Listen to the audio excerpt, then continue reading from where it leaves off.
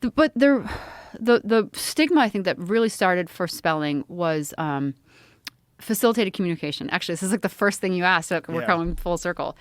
So for a long time, there was just no hope of getting, people who weren't verbal non-speakers out. There just wasn't. And then all of a sudden, facilitated communication came along, and it was developed, I think, in Australia, I think.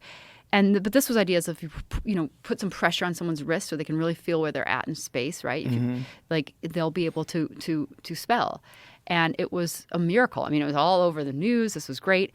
And some of the first parents that were using facilitated communication started to reporting there's telepathy involved. And this was at Syracuse University in the 90s. Syracuse knew about this and started kind of burying that information. And there was a lot of you'll be let go if you're teaching this and you're talking about this. So there was kind of big cover up. So this was new. This is not new that this was going on. But then there were some claims of, sexual assault. There's awful things that happened where what was being claimed didn't happen.